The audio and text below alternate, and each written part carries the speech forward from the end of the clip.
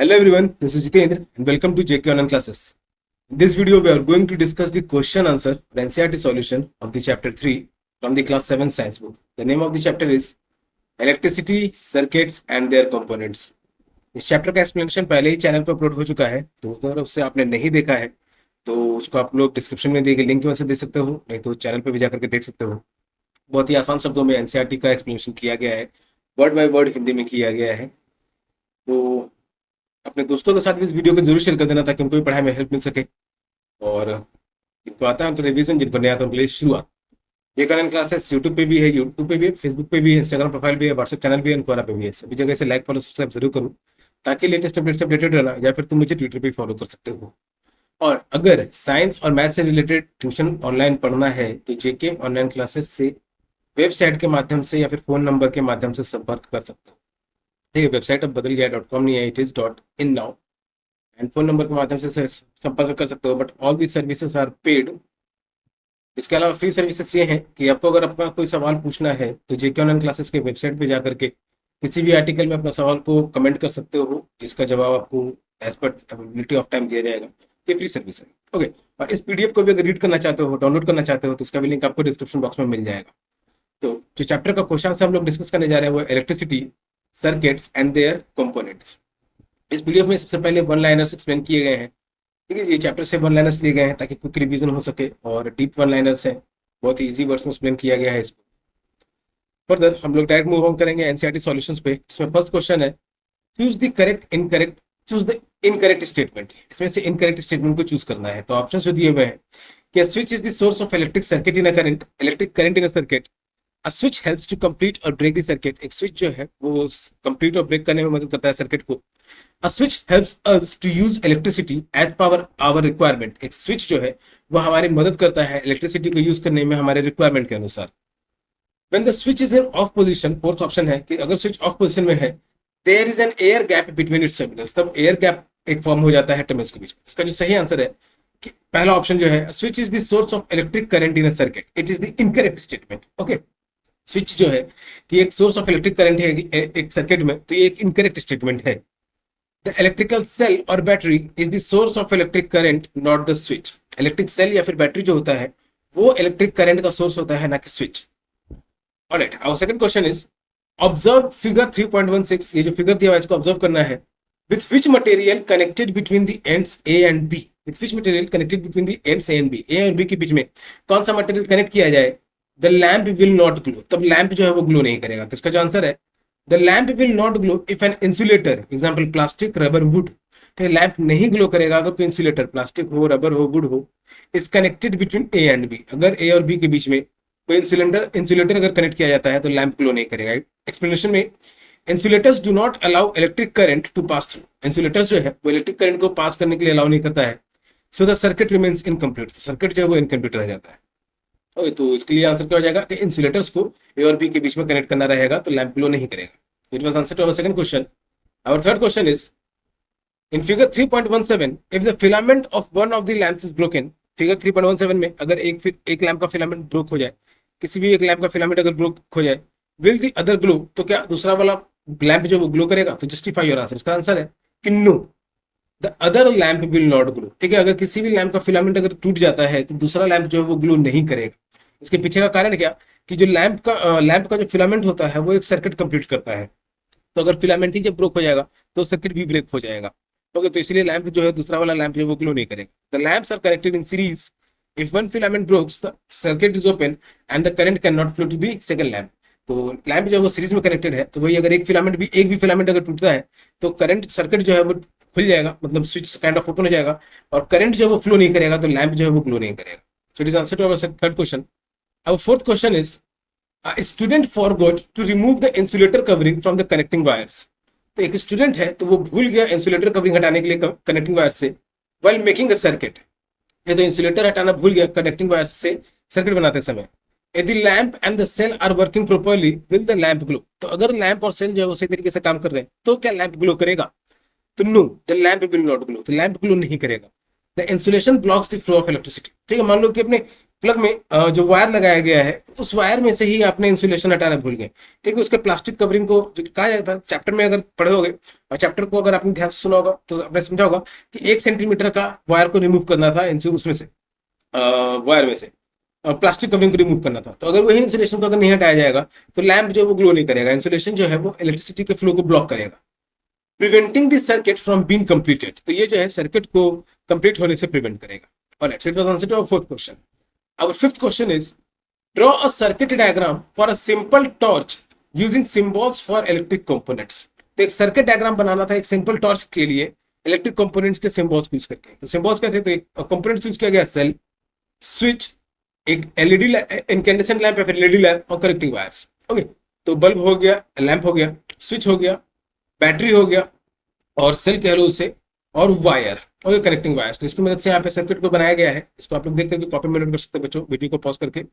Okay, now it was answer to our fifth question. Our sixth question is in figure 3.18, ये figure 3.18 जो दिया हुआ है इसमें 4 कंडीशन दिए हुए हैं, ठीक है। 4 कंडीशन से रिलेटेड क्वेश्चन पूछा जा रहा है। तो फर्स्ट कंडीशन है इफ S2 इज ऑन, ये S1 और S2 क्या होगा, स्विच होगा, ठीक है।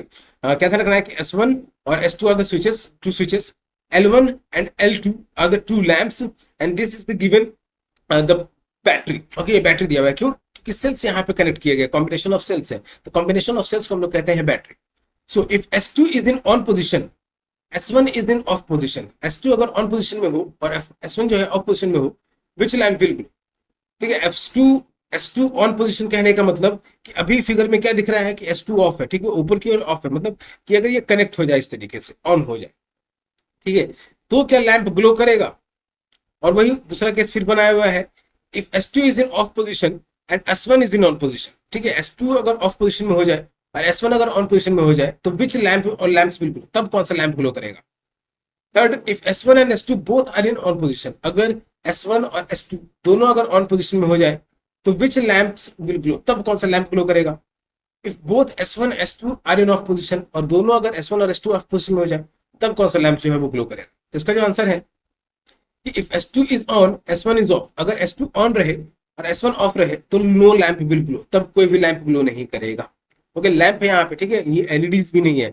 एलईडीज में क्या होते हैं, टर्मिनल्स होते हैं, लैंप्स में क्या होते हैं, उसका भी उसमें एक लॉन्गर वायर एक बेस की तरफ होता है, एक केस की तरफ होता है। इसमें टर्मिनल्स का काम नहीं रहता, ठीक है, कि पॉजिटिव पॉजिटिव पॉजिटिव से ही कनेक्टेड रहे, नेगेटिव नेगेटिव से ही कनेक्टेड रहे। लैंप्स के केस में ऐसा नहीं है, वो एलईडीज के केस में है।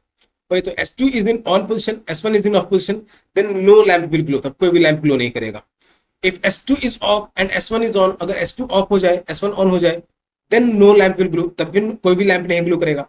If both S1 and S2 are on, अगर दोनों S1 और S2 जो है वो दोनों ऑन हो जाए तब both L1 and L2 will glow, तब दोनों लैंप ग्लो करेगा। If both S1 and S2 are off, अगर दोनों ऑफ रहेगा तब भी कोई लैंप ग्लो नहीं करेगा। ओके, और ये एक्सपेरिमेंट आप लोग परफॉर्म करके देख सकते हो। S2 ऑन कहने का मतलब कि S2 अगर जुड़ा रहे और S1 ऑफ रहे, अभी जैसे ओपन के केस में है तो इसी तरीके से ऑफ रहेगा। जब यहाँ से पॉजिटिव टर्मिनल से करंट क्या है, पॉजिटिव से नेगेटिव की फ्लो करता है, तो पॉजिटिव से जब ये पूरा सर्किट ही नहीं कंप्लीट है तो कैसे कोई लैंप ग्लो करता। ओके, तो इसलिए कोई भी लैंप नहीं ग्लो करेगा। तो इसको समझते हुए अच्छे से समझा। Okay, it was answer to our sixth question. Our seventh question is Vidyut has made the circuit diagram circuit shown in figure 3.19। तो विद्युत ने एक सर्किट बनाया है इस तरीके से, even after closing the circuit the lamp does not glow. तो सर्किट को क्लोज करने के बाद भी, मतलब ये सेफ्टी पिन है, अभी तो उठा हुआ है, लेकिन सेफ्टी पिन जब गिरा दे रहा है, यानी पिन से टच हो रहा है, ड्राइंग पिन से टच हो रहा है, तब भी लैंप ग्लो नहीं कर रहा है। What can be the possible reason, तब पॉसिबल रीजन क्या हो सकता है। तो इसके पॉसिबल रीजन हो सकते हैं कि द लैंप इज फ्यूज्ड, ठीक है, कि लैंप जो है वो फ्यूज हो गया होगा, फिलामेंट टूट चुका होगा। Cell is discharge not working, जो सेल इस्तेमाल किया गया है वो पूरा ड्रेन हो चुका होगा, वो काम नहीं कर रहा है। लूज और ब्रोकन कनेक्शन, हो सकता है कि तार ढीला हो, कहीं ना कहीं तार टूट गया हो अंदर से। Wires are not stripped properly, हो सकता है कि वायर्स को सही तरीके से नहीं स्ट्रिप किया गया हो। स्विच इज फॉल्टी, ठीक है, स्विच हो सकता है कि इसमें रस्टेड हो, ठीक है, स्विच में कुछ खराबी हो। Wires are connected to the same terminal, यहाँ हो सकता है वायर जो है वो सेम टर्मिनल से कनेक्टेड हो। तो यहाँ तो दिख रहा है कि वायर जो सेम टर्मिनल से कनेक्टेड नहीं है, अलग अलग है, तो इसलिए बाकी के ऑप्शन जो है वो करेक्ट है। हाउ टू टेस्ट, चेक कैसे कर सकते हैं कि सही कैसे है कैसे नहीं है। इसका जो आंसर जाएगा चेक ईच कंपोनेंट सेपरेटली, हर कंपोनेंट को तो पहले अलग अलग चेक करना रहेगा। Test the lamp with another cell, lamp को अनदर सेल से टेस्ट करना रहेगा। रिप्लेस सेल और रिकनेक्ट वायर्स प्रॉपर्ली, ठीक है, सेल को रिप्लेस कर लो और वायर्स को प्रॉपर्ली रिकनेक्ट कर लो। So this is the way we can test this cell. Okay, so it was answer to our seventh question. Our eighth question is in figure 3.20. Figure 3.20 में in which cases will the lamp not glow when the switch is closed? तो किस case में lamp नहीं glow करेगा अगर switch close हो जाता है तो?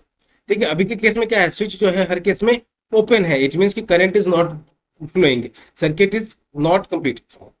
और यहाँ पे देखो, यहाँ पे लैंप यूज किया गया है बच्चों, ठीक है, ऊपर के दोनों केस में लैंप यूज किया गया है ए और बी में, और सी और डी में क्या है तो एलईडी यूज किए गए हैं। क्योंकि एलईडी के केस में क्या है कि टर्मिनल्स भी मैटर करता है, पॉजिटिव पॉजिटिव से कनेक्ट होना चाहिए और नेगेटिव नेगेटिव से कनेक्ट होना चाहिए। तो इसका जो आंसर है, आंसर में बी एंड डी, ठीक है, in these cases the terminals are not correctly connected. ठीक है, बी और डी में, बी में और डी में जो टर्मिनल्स है वो करेक्टली कनेक्टेड नहीं है। Both wires to the same terminal of the lamp और battery, so no current flows, तो कोई भी करंट जो है वो फ्लो नहीं करेगा। अब लैंप के केस में करंट टर्मिनल से तो उतना फायदा, उतना कुछ अंतर पड़ता नहीं है, तो इसलिए कोई भी ज्यादा डिफरेंस आएगा नहीं। तो will the lamp glow when the switch is closed, in which cases, case or cases, तो will the lamp not glow, तो ओनली इन डी केस। ठीक है, अगर सिर्फ डी केस में, बी भी नहीं, सिर्फ डी के केस में लैंप जो है वो ग्लो नहीं करेगा अगर केस क्लोज हो जाता है। डी कह रहा हूँ, सी के केस में, यस, यहाँ आंसर में गड़बड़ है, ठीक है, गड़बड़ है, ओनली आंसर हो जाएगा इसका सी। ठीक है, ये बच्चों पीडीएफ आपको सही करके मैं प्रोवाइड कर दूंगा, इसका जो सही आंसर हो जाएगा वो हो जाएगा सी। ठीक है, सिर्फ सी के केस में जो है लैंप ग्लो नहीं करेगा अगर स्विच क्लोज होता है तो। और it was answer to our eighth question. Our ninth question is suppose the positive and negative symbols can not be read on a battery, कि एक बैटरी पे पॉजिटिव और नेगेटिव सिंबल जो वो पढ़ा नहीं जा पा रहा है। Suggest a method to identify the two terminals, तो कोई एक ऐसा मेथड सजेस्ट करना है कि दोनों टर्मिनल्स को आइडेंटिफाई किया जा सके कि कौन सा पॉजिटिव है और कौन सा नेगेटिव है। इसका आंसर है कि connect the battery to an LED, battery को एक एलईडी से कनेक्ट करना है विथ नोन टर्मिनल पोजिशंस। ठीक है, तो एलईडी का तो टर्मिनल पोजिशन हमें पता है, पॉजिटिव कौन सा है नेगेटिव कौन सा है। If the LED glows, longer leg is connected to the positive terminal, and if it does not glow, reverse the connection to identify the terminals. ठीक है, तो अगर एलईडी जल रहा है तो इसका यही मतलब हुआ कि लॉन्गर लेग जो है वो पॉजिटिव टर्मिनल से कनेक्टेड है और शॉर्टर लेग जो है वो नेगेटिव टर्मिनल से कनेक्टेड है। और वहीं एलईडी अगर नहीं जल रहा है तो कनेक्शन को रिवर्स कर देना है ताकि टर्मिनल्स को हम लोग पहचान सके फिर से। तो होप कि आपको ये समझ में आ गया होगा कि इस बेसिस पे इसको कहा जा रहा है। So it was answer to our ninth question. Our 10th question is you are given 6 cells marked A, B, C, D, E and F। ठीक है, आपको 6 सेल दिया गया है A, B, C, D, E and F। Some of these are working and some are not। कुछ जो है वो वर्किंग है और कुछ वर्किंग नहीं है। Design an activity to identify the working ones, तो एक एक्टिविटी डिजाइन करना है जिसमें हम लोग जो काम करने वाले सेल्स हैं उसको हम लोग पहचान सकें। पहला इस एक्टिविटी में क्या करना है, list the items that you require, उन आइटम्स को लिस्ट करना है, उन आइटम्स का नाम लिखना है जो की जरूरत है जी इस एक्टिविटी के लिए कि हम लोग सेल्स को, वर्किंग सेल्स को पहचान सकें। Right the procedure that you will follow, उन प्रोसीजर को लिखना है जो तुम फॉलो करोगे वर्किंग सेल्स को पहचानने के लिए। With the items carry out the activity to identify the cells that are working, ये तो आइटम्स के साथ में वो एक्टिविटी को कैरी आउट करो कि सेल्स को जो वर्किंग है वो पहचान सके। तो items needed is a lamp, lamp holder, 2 wires and tape, it is optional. ठीक है, लैंप और लैंप होल्डर अगर हम होल्डर से अगर हमारे पास तो टेप ऑप्शनल है। Procedure connect each cell with the lamp using wires, ठीक है, हर सेल को लैंप से कनेक्ट करना है वायर्स की मदद से। Check if the lamp glows, ये देखना रहेगा कि लैंप ग्लो कर रहा है कि नहीं। The cells for which the lamp glows are working, और वो सेल्स जिनको कनेक्ट करने के बाद लैंप ग्लो कर जा रहा है तो वो सेल्स क्या है, वर्किंग सेल्स हैं। तो उससे हम लोग पहचान सकते हैं कि कौन सा सेल्स वर्किंग है और कौन सा सेल्स वर्किंग नहीं है। So it was answer to our 10th question. Our 11th question is, our 11th and it is the last question for the NCERT discussion. Our 11th question is an LED requires 2 cells in series to glow, एक LED को 2 sales का जरूरत है glow करने के लिए series में। Tanya made the circuit as shown in figure 3.21, Tanya ने एक सर्किट बनाया है जैसा कि फिगर 3.21 में दिखाया गया है। विल द लैंप ग्लो, तो क्या लैंप ग्लो करेगा? If not draw correct connections, ठीक है, और अगर ग्लो नहीं करेगा तो करेक्ट कनेक्शंस बनाना है।